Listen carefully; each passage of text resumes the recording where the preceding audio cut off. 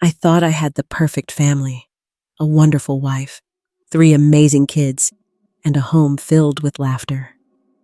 But in a single moment, everything shattered. The DNA test results that arrived that day didn't just destroy my life. They revealed a horrifying secret that had been buried for 20 years.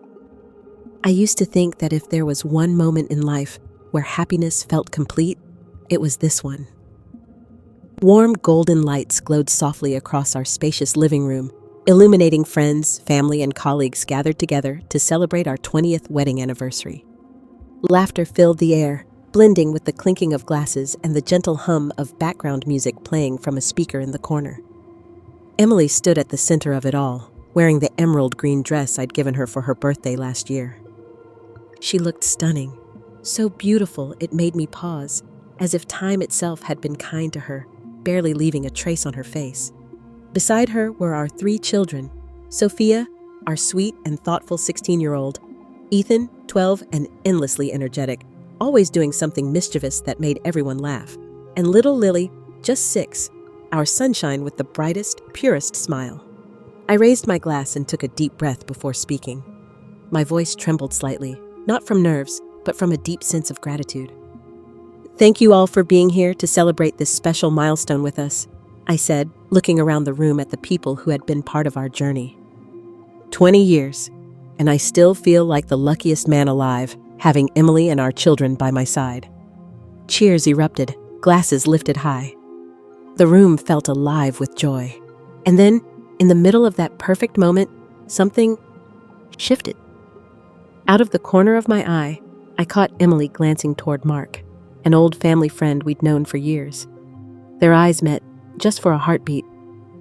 But in that fleeting second, I saw something there. A spark I couldn't quite name. Too familiar? Too intimate? A knot tightened in my chest. I frowned slightly, a trace of unease creeping in. But then I forced a smile, brushing the thought away. "It's nothing," I told myself. "This is our night. Nothing can ruin it. At least, that's what I wanted to believe." The house felt strangely quiet after the last guest had left. Bits of confetti clung to the carpet. Half-empty wine glasses sat abandoned on the table, and the faint smell of vanilla cake still lingered in the air. Emily was in the kitchen, humming softly as she packed away leftovers, while the kids sprawled across the living room floor, tired but happy. I sat back on the couch, sipping the last of my drink, replaying the night in my head. The laughter, the toasts, Emily's smile under the lights. Everything seemed perfect, almost too perfect. I shook the thought away, blaming it on exhaustion. Just then, Lily clambered onto my lap, clutching the stuffed bunny she never went to bed without. Her big, innocent eyes stared up at me as she giggled. "Daddy," she said in her sweet little voice. "Did you know Uncle Mark looks like my real daddy?" The words hit me like a slap. For a moment, I froze, my heart thudding loudly in my chest. "Real daddy?" I forced a laugh, trying to hide my reaction. "Sweetheart, what do you mean by that?" I asked gently, brushing a strand of hair from her face. Lily just shrugged and twirled the ear of her bunny. "Nothing," she said with a careless giggle. "I just think he does." Then she hopped off my lap and skipped toward her room, leaving me sitting there in stunned silence. I stared after her, trying to convince myself it was nothing. Just a child's wild imagination, a silly thing to say after a long, exciting night. But as I sat there alone, a strange unease began to creep over me, settling deep in my gut. I told myself to forget it, and yet I couldn't. The following days should have been peaceful, a return to our normal routine after the celebration. Yet something felt off. Emily was different. At first it was subtle, barely noticeable. She seemed distracted, her mind elsewhere, as if carrying on entire conversations in her head that I wasn't a part of. When I spoke to her, sometimes she would hesitate just a fraction too long before answering, like she was carefully choosing her words. Other times, she would avoid my eyes altogether. At breakfast one morning, I caught her staring out the window with this faraway look. The toast in front of her had gone cold. When I asked if something was wrong, she startled, forcing a smile that didn't quite reach her eyes. "Oh, it's nothing," she said lightly. "Just tired." It was such a small exchange, so ordinary, yet it clung to me like a shadow. As the days went by, I began noticing more things, tiny details I would have once overlooked. A late-night text she turned her phone over to hide. A sudden, unconvincing excuse about running errands that took twice as long as they should have. The way she flinched ever so slightly when I reached for her hand at the dinner table. Each incident on its own could have been dismissed, but together, they painted a picture I didn't want to see. And then there was Mark. I couldn't stop thinking about that glance they'd shared at the party. It had been so brief, so easily explained away, yet it replayed in my mind like a haunting refrain. I told myself I was imagining things, that 20 years of marriage deserved my trust. Still, beneath that rational voice was a whisper I couldn't silence, a whisper that said my perfect family might not be as perfect as it seemed, and once that thought took root, it refused to let go. That whisper in the back of my mind wouldn't go away. It followed me everywhere, in the quiet moments before dawn, during the drive to work, even in the middle of conversations. Emily's laughter, her words, her movements. Everything seemed laced with hidden meanings. I hated myself for feeling this way, but I couldn't stop scrutinizing every little thing. A week after the anniversary, Emily mentioned she was going to meet a few old friends for coffee. It sounded harmless enough. She even kissed me lightly on the cheek before leaving, her perfume lingering in the air long after the front door closed. But 2 hours later, when I realized she hadn't answered any of my texts, unease gnawed at me. I tried calling. Once. Twice. No answer. Finally, I decided to swing by the cafe she mentioned. It wasn't far from the office, and I told myself it was just coincidence. Just a simple surprise. When I arrived, the cafe was nearly empty. I scanned the room, but Emily wasn't there. Confused, I asked the barista if she'd seen my wife. She frowned and shook her head. "No, sir. Haven't seen her today." The world seemed to tilt slightly. I thanked her and stepped outside, my mind racing. Maybe Emily had gone somewhere else with her friends. Maybe she'd just forgotten to tell me. Logical explanations, right? An hour later, Emily walked through our front door carrying a small shopping bag, her face lighting up in a practiced smile. "Hey, you're home early," she said breezily. I swallowed hard. "How was coffee with your friends?" There was the briefest flicker in her eyes, so quick I might have imagined it. "Oh, it was great," she replied, setting down the bag. "We caught up on so much. Time just flew by." I nodded, forcing a smile. But inside, something cracked. It wasn't just her words. It was the way she said them, too smooth, too rehearsed. That night, as she slept beside me, I stared at the ceiling in the dark. It was the first time I truly wondered if my wife was lying to me, and it wouldn't be the last. Once you start looking for lies, you begin to see them everywhere. Or maybe, you just start seeing ghosts. Over the next few days, my world shifted in subtle, terrifying ways. It began with Emily's phone. She had always been open with it before, leaving it on the kitchen counter or nightstand without a second thought. But now, she kept it close. Too close. She would slip it into her pocket the moment she set it down. Her thumb moving so fast to lock the screen, it felt almost instinctive. One night, while we were watching TV, her phone buzzed. She glanced at the screen, and in a flash, her whole expression changed. Her lips parted ever so slightly, her breath catching in her throat. Then, as if remembering I was sitting right there, she forced a neutral smile and casually flipped the phone face down on the coffee table. "Just work stuff," she said lightly. I didn't reply. My gaze lingered on the phone, on the way her hand hovered protectively near it, and a cold knot began to form in my stomach. The excuses started piling up after that. "I'm running errands. I promised a friend I'd help out. I'm just going to take a walk, clear my head." Each explanation felt paper thin, and the timing was always off. One Saturday afternoon, I came home early from work. As I pulled into the driveway, I saw Emily in the yard, startled, clutching her phone like a guilty teenager caught sneaking out. She plastered on a quick smile. "Oh, you're home early," she said, breathless. "I was just checking the garden." The garden, in the middle of winter. But what gnawed at me most was Mark. Every time his name came up, Emily's entire demeanor shifted. If someone mentioned him casually, she'd laugh too quickly or change the subject altogether. Once, when she thought I wasn't looking, I caught her staring at a photo on her phone, Mark's face, partially visible on the screen, before she hastily locked it. Individually, these were small, almost meaningless details. But together, they formed a pattern I could no longer ignore. At night, as I lay awake beside her, the silence between us grew heavier. The love we'd built over 20 years now felt like a fragile glass house, and every secret, every glance, every lie was a stone thrown at the walls. By the third week after our anniversary, the atmosphere in our house had shifted completely.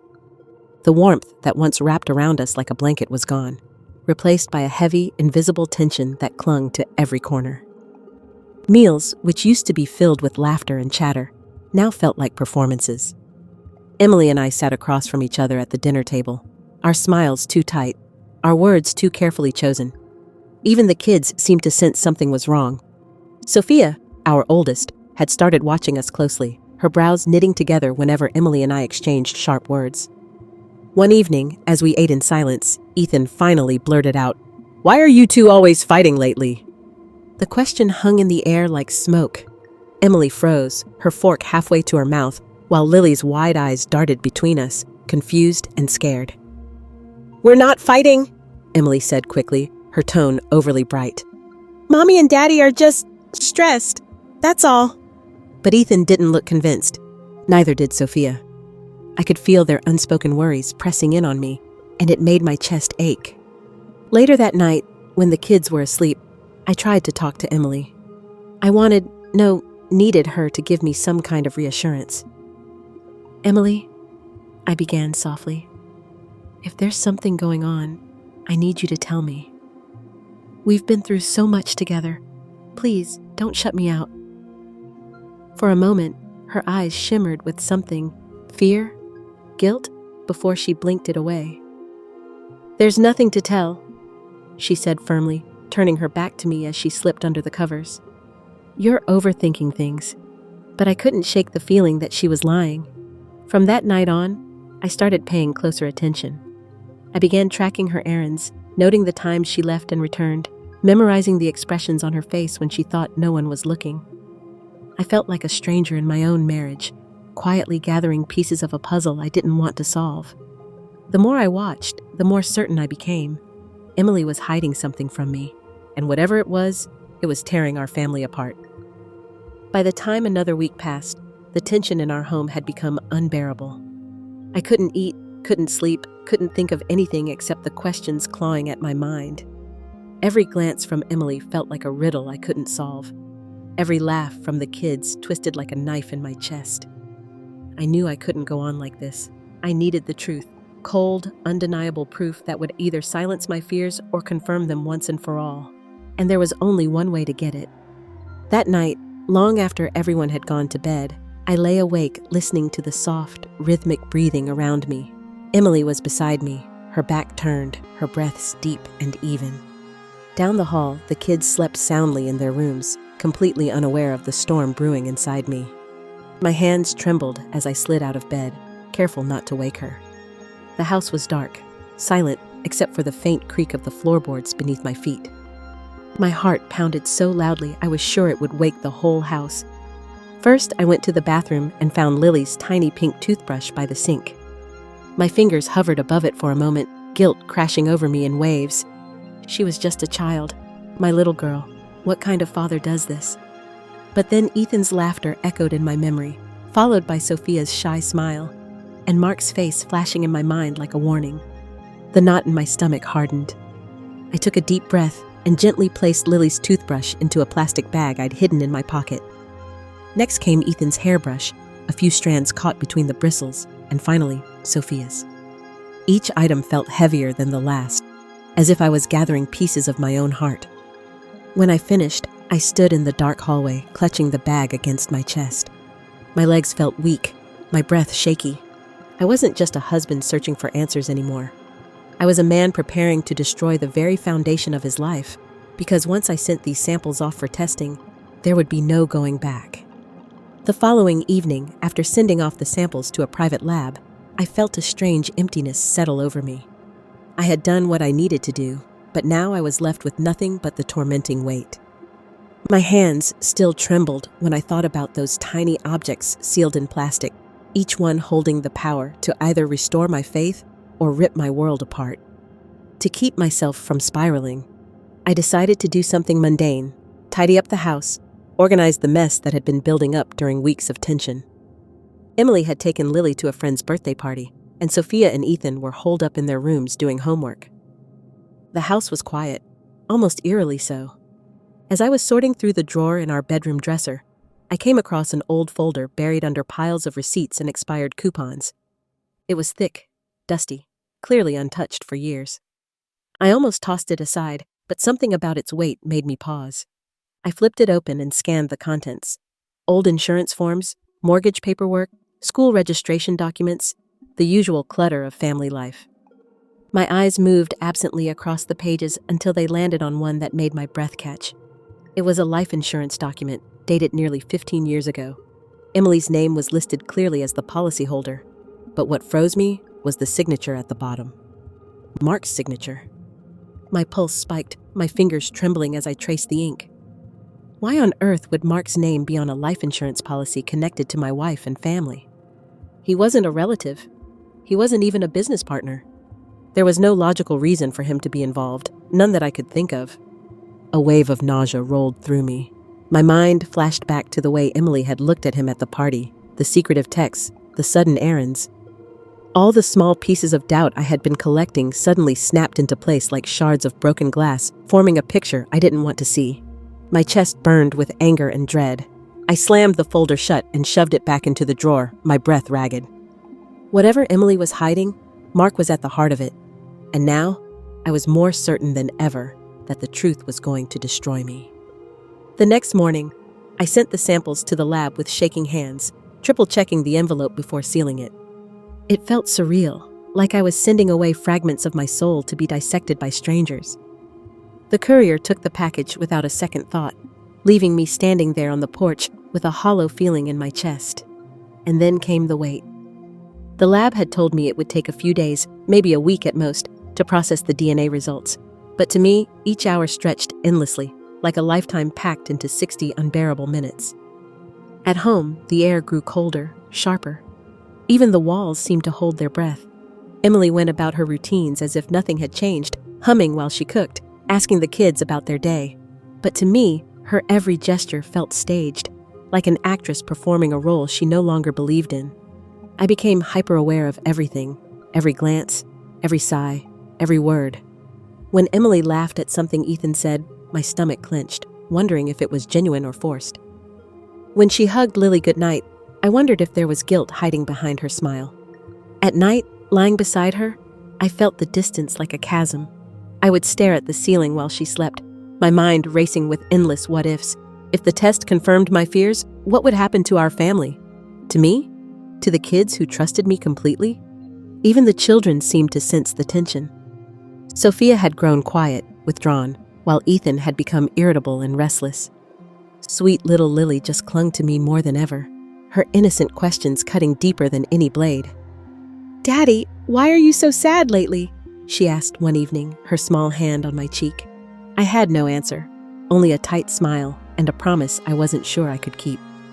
Then, one gray morning, my phone buzzed with a notification. It was an email from the lab. The subject line was simple, almost clinical. "Your results are ready." My hands shook so badly I nearly dropped the phone. My heart thundered in my chest as I tapped the screen. The truth I had been dreading was finally here, and nothing would ever be the same again. The email sat there on my phone screen like a ticking bomb. "Your results are ready." For a long moment, I just stared at those words, unable to move. My thumb hovered over the screen, trembling. My chest felt tight, like someone had wrapped a fist around my heart and was squeezing harder and harder. Finally, I tapped it open. The document loaded slowly, each second stretching into eternity. When the results appeared, my breath caught in my throat. My eyes scanned the page, moving over the clinical, sterile language that felt utterly detached from the devastation it carried. And then, I saw the line that would shatter my entire life. Probability of paternity, 0%. Not for one child, not for two, for all three. I blinked, certain I'd read it wrong. My vision blurred, tears welling as I forced myself to focus, to read it again. But the words didn't change. They never would. A sound escaped me, somewhere between a gasp and a sob. My knees buckled, and I sank onto the edge of the bed, clutching the phone so tightly my knuckles turned white. Sophia's first steps, Ethan's wild laughter, Lily's tiny hand curled around my finger when she was a newborn. Each memory flashed through my mind like a cruel slideshow. Moments I had cherished, moments I thought defined me as a father, all of them suddenly tainted by this brutal truth. My heart screamed, no, there must be a mistake. There has to be. I checked the document header, the sample numbers, the names. Everything matched perfectly. There was no mistake. I wanted to hurl the phone across the room, to smash it, to erase the words as if that would make them untrue. Instead, I sat frozen, the world spinning around me. For 20 years, I had believed in a lie. 20 years of love, of trust, of sacrifice, gone in an instant.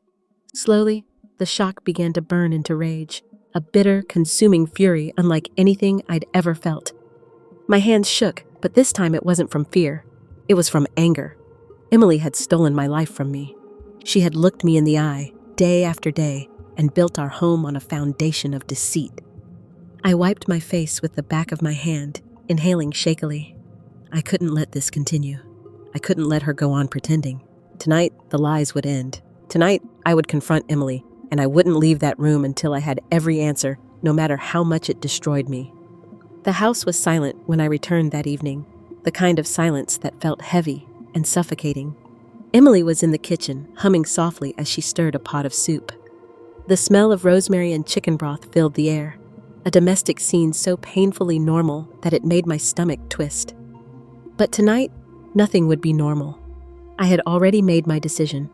There would be no more hiding, no more pretending. I texted Sophia and Ethan to come downstairs, and I called Lily in from her room. Then, with a cold, deliberate voice, I told Emily to invite Mark over for dinner. She hesitated, confusion flickering across her face, but she did as I asked. An hour later, we were all gathered in the living room. The children sat close together on the couch, their eyes wide and uncertain. Mark stood near the doorway, hands in his pockets, wearing a polite but guarded expression. Emily hovered beside him, her face pale and tense. The air was thick with unspoken words. I stood in front of them, clutching the printed DNA results in my hand. My voice was low, but it trembled with rage. "Emily," I began, staring directly into her eyes. "I need you to tell me the truth. Not tomorrow, not next week. Now." She blinked rapidly, confusion giving way to fear. "The truth about what?" I threw the papers onto the coffee table. They slid across the surface, stopping right in front of her. "The children," I said, my voice cracking. "My children. Tell me who they really are." Emily's face drained of color. For a moment, she just stood there, frozen, her mouth opening and closing soundlessly. Sophia gasped, reaching for Ethan's hand. "Mom?" Her voice wavered, terrified. "What's going on?" Emily's eyes welled with tears. I don't know what you're talking about," she stammered, taking a step back. I slammed my fist down on the table, the sound echoing through the room. "Don't you dare lie to me again!" I roared. "I have proof, Emily. I know. You've been lying to me for years, and I want the truth." The children were crying now. Ethan shouted, "Somebody tell us what's happening!" Lily clung to Sophia, sobbing into her sister's shoulder. Emily broke then, her body collapsing into sobs. "Yes!" she screamed through her tears. "Yes, I cheated. It was a mistake, a terrible mistake. But it was years ago, and I swear I never meant for it to—" Mark suddenly stepped forward, his voice sharp. "That's enough, Emily." I turned on him, fury boiling over. "You stay out of this!" But he didn't move. His calm, almost smug expression sent a chill through me. "This isn't just about Emily," he said slowly, his gaze locking with mine. "There are things you don't know, things you're not ready to hear." And in that moment, I realized the nightmare was far from over. For a moment, the room went dead silent. Emily stood there, trembling, her face streaked with tears. Mark didn't look shaken at all. In fact, there was a calmness about him, almost like he had been waiting for this moment. I clenched my fists, my voice raw from shouting. "What else could there possibly be to say?" I spat, glaring at him. "You ruined my marriage, my family. What more do you want?" Mark took a slow step forward, his gaze steady. "You think this is just about Emily?" he said evenly. "About a mistake, an affair, a few lies?" His eyes darkened. "You have no idea how deep this goes." Emily turned toward him sharply, her voice breaking. "Mark, stop!" But he didn't. His words fell like sledgehammers. "Those children," he said, pointing at Sophia, Ethan, and Lily huddled together on the couch, "they're mine." The air left the room. For a second, I couldn't breathe. Emily's sobbing grew louder, uncontrollable now, but she didn't deny it. That was the worst part. She didn't even try. Sophia's face went pale as the words sank in. Ethan's fists clenched at his sides, his whole body shaking. Lily just stared at her mother, her young mind struggling to grasp what was happening. I stumbled back a step, feeling like the ground had been ripped out from under me. 20 years. Every bedtime story, every birthday, every scraped knee I'd bandaged, all of it built on a lie. Mark's voice cut through my spinning thoughts. "I was there from the beginning, helping you with the house, the kids, the finances. Emily couldn't have done it without me. And you were too blind to see it." Emily buried her face in her hands. "I never wanted it to be like this," she cried. "Mark wouldn't leave me alone. He made sure I could never tell you." I turned to her, my voice hoarse. "So all this time, you let me believe they were mine?" She nodded weakly, sobbing harder. Something in me cracked then. Anger, grief, betrayal, all flooding in at once. I looked around at the people I thought I knew, my wife, my so-called friend, my children, and realized I didn't recognize any of them. My entire life had been a performance, and I was the fool on center stage. Without another word, I grabbed my coat and walked out the door. The cold night air hit my face, but it wasn't enough to numb the fire inside me. Everything I had built, everything I believed in, had just burned to the ground. And for the first time in 20 years, I had no idea who I was anymore. That night, I walked out of the house like a sleepwalker. The familiar street suddenly felt foreign, every yellow streetlight casting long shadows across the wet pavement, dragging my heavy steps with it. In my head, the echoes of Sophia's sobs, Ethan's stunned face, Lily's confused eyes, and Mark's cold voice replayed again and again. Each image cut into me like a blade. I wandered without direction until I found myself at the small park at the end of the street, the place where I used to take the kids when they were little. The old swing creaked softly in the wind. I sat down on the wooden bench, burying my face in my hands. The pain inside me felt too heavy to breathe, pressing down on my chest until I thought it might crush me completely. 20 years of my life, every meal, every scraped knee I had bandaged, every sleepless night beside a sick child, all of it had been built on lies. I hadn't just lost my wife and my family. I had lost myself, lost even the sacred word father that I had thought defined me. For a moment, I truly wanted to disappear, to let the darkness swallow me whole.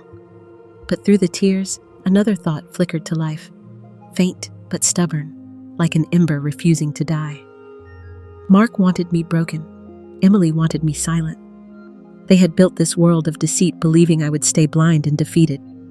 I lifted my head and stared at the sky, now turning a pale silver with the first light of dawn. My hands trembled, but my spine straightened. The pain was still there, but something stronger had begun to rise beneath it. Will. I wasn't finished, and I wasn't going to vanish. This wasn't the end of my story. It was the beginning of my return, and of taking back everything they had stolen from me. In the days that followed, the ache inside me hardened into resolve. The grief was still there, but it no longer controlled me. It fueled me. Every time I remembered Mark's smug expression or Emily's tearful silence, the ember inside me flared brighter. I stopped answering Emily's calls. I stayed away from the house, spending my nights in a small motel near the outskirts of town. Alone in that cramped, dimly lit room, I began to plan. If they had built a world of lies around me, then I would dismantle it, piece by piece, until there was nothing left. I went through old files, bank statements, emails, even the smallest scraps of paper from the last 20 years. I gathered photographs, receipts, copies of the insurance documents, and printed out the DNA results. I reached out to a lawyer I trusted, an old friend who owed me a favor, and explained everything in careful, measured words. By the end of the week, my case was airtight. I had enough proof not only to expose Emily and Mark's betrayal, but to strip away the reputation Mark had cultivated in our community.